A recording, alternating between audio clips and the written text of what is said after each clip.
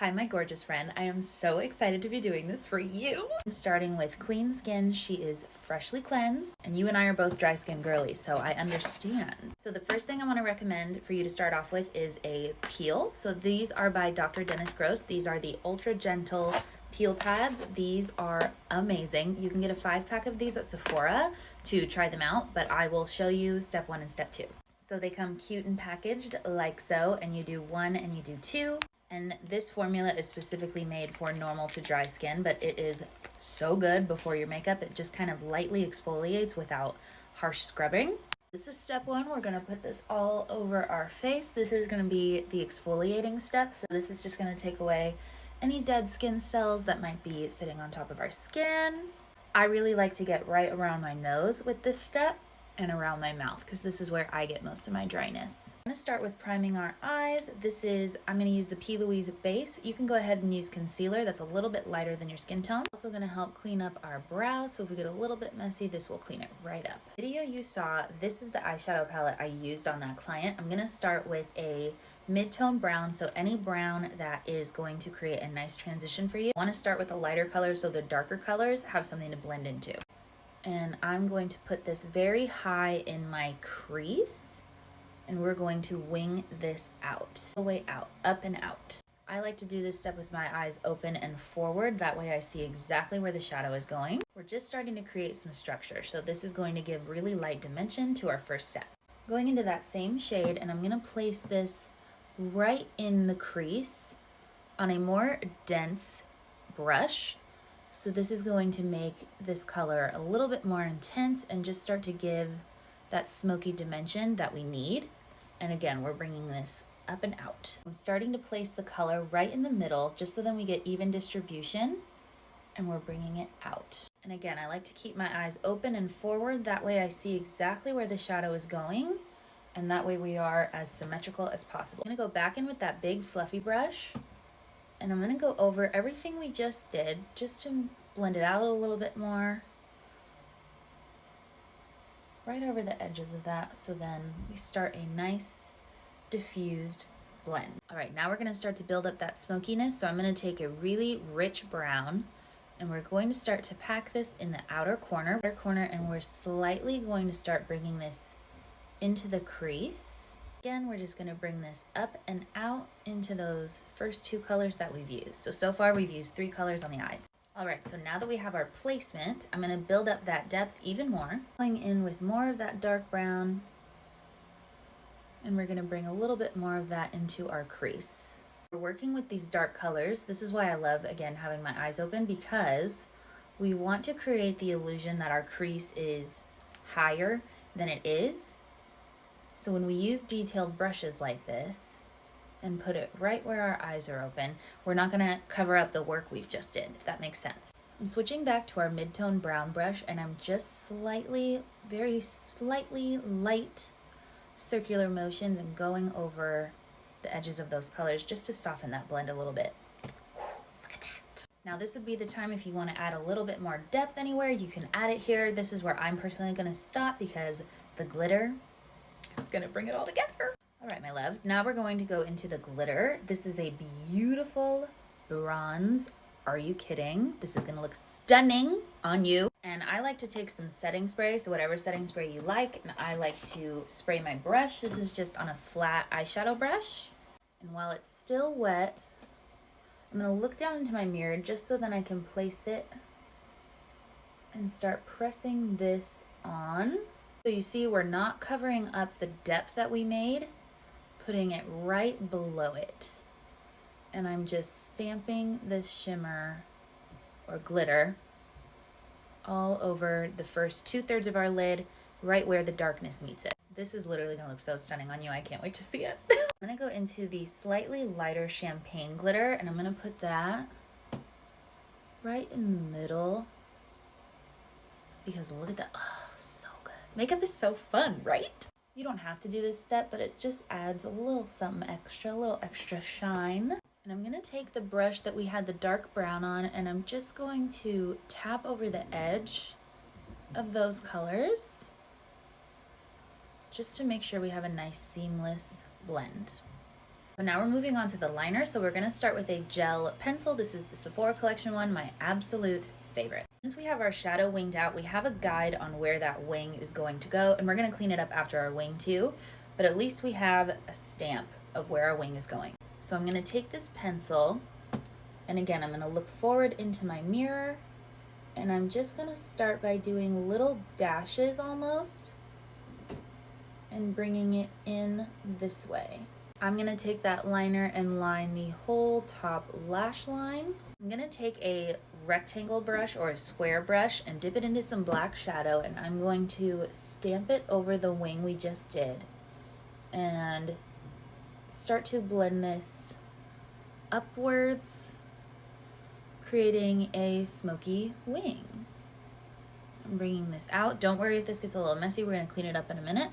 More black shadow as we continue to make it a little bit more intense. I'm gonna do the same thing to the other side. All right, so now I'm gonna take a Q-tip with some micellar water on it, and I'm gonna follow my lower lash line and clean up that wing.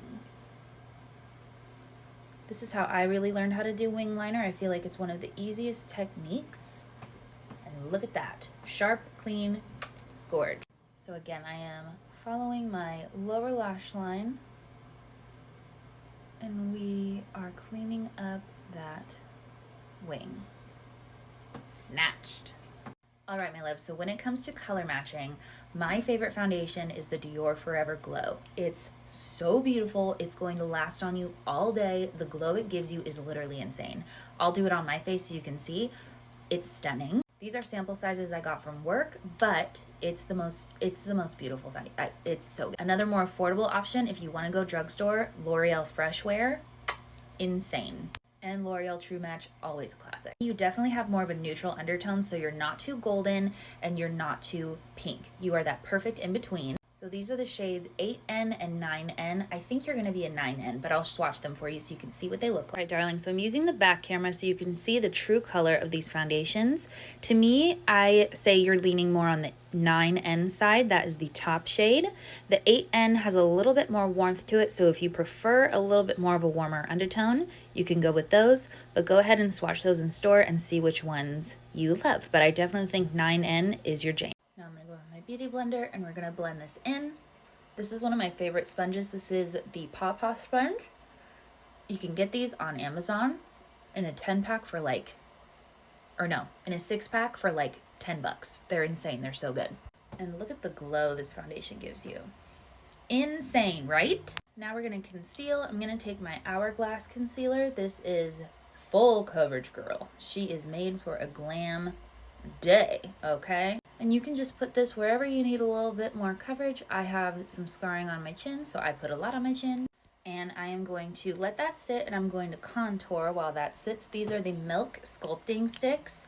These are they're so good, dude. They're so good. Now for contouring, I usually put it a little bit above where my natural cheekbone is just to give that lifted look. And I don't use very much of it. I just use a little teeny stripe. And I'm gonna go in with a brush, and I'm just going to keep this where I put it, and I'm just gonna stamp this into place just to create a really beautiful sculpt. Look at that. Like the illusion this gives that I actually have a cheekbone. Hello? Also going to cream bronze during this time. Fenty has amazing cream bronzers that I think you would absolutely love, and I'm just going to put this in the shape of a C, so a little bit on my forehead and a little bit above that contour just to give a little bit more color. I'm going to take a brightening shade of concealer, so this one's even lighter than the one that I put on, and I'm going to keep this right in the inner corner just to make my under eye look nice and bright and awake. I'm going to take my same beauty blender, and I'm just going to blend out that concealer. I like to take my concealer right underneath where my contour and bronzer is, and right above it, and just create a seamless blend. And this way you can clean up your contour if you go a little too low, but you can also really emphasize it. I'm gonna bring this concealer all the way up, cleaning up that shadow so you have that nice lift. Look at that base, girl. Isn't makeup so fun? Now I'm gonna go in with a loose powder in the T-zone to set that area, and then I'm gonna go over with a foundation powder after that to add a little bit more coverage. And I like to take my loose setting powder on my beauty blender because I feel like you get the hydration of the beauty blender still without it being really dry. And look at how smooth and brightening that is. This is my favorite foundation powder. This is the Sephora Micro Smooth.